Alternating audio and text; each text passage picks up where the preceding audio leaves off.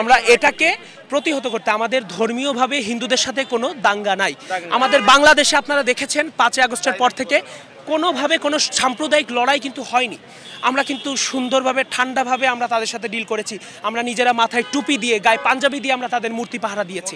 এটার কিন্তু আপনি এই নজির কিন্তু বিশ্বে অন্য কোথাও পাবেন না, শুধু বাংলাদেশেই হয়েছে।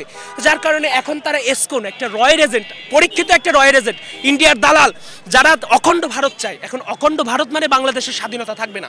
তাদের যে ব্যাখ্যা, সেই ব্যাখ্যা যদি আমরা বাস্তবায়িত হতে দিই তাহলে 5ই আগস্ট করে আমাদের কোনো ফায়দা হলো না।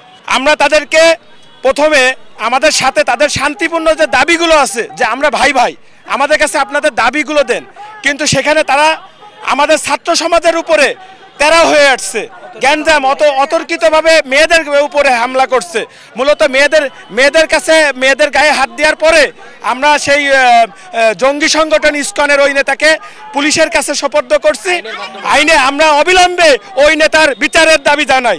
শান্তিপূর্ণভাবে আপনারা দেখছেন যে স্লোগান দিচ্ছিলাম, স্লোগান দেওয়ার পরে আমরা যখন দেখলাম যে ইসকনের কিছু লোক এখানে আমাদের কাছে এসে জড়ো হচ্ছে, যখন আমরা সাংবাদিকদের আমরা বলতেছিলাম আমরা এখানে কি কর্মসূচি পালন করতেছি, তখন আমি বলতেছিলাম যে আমরা ভারতের কোনো দালালকে, ভারতের কোনো এজেন্ডা বা রয়ের এজেন্ডা এবং খুনি হাসিনার কোনো দোসরকে বাংলাদেশে আমরা থাকতে দিব না বা বাংলাদেশে তাদের এজেন্ডা বাস্তবায়ন করতে দিব না।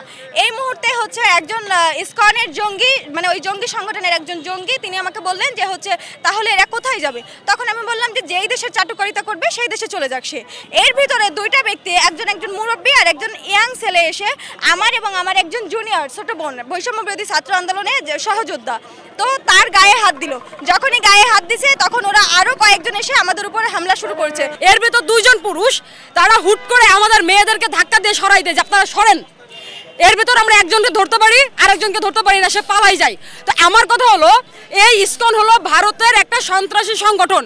সে বাংলাদেশে থেকে বাংলাদেশের পতাকার উপরে সে গেরুয়া পতাকা উঠায়।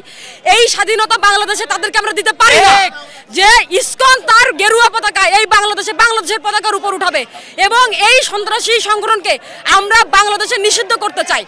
এই সন্ত্রাসী সংগঠন বাংলাদেশে কোনো কার্যক্রম করতে পারবে না, কোনো রয়ের এজেন্ডা এই বাংলাদেশে ভারতের এজেন্ডা বাস্তবায়ন করতে পারবে না।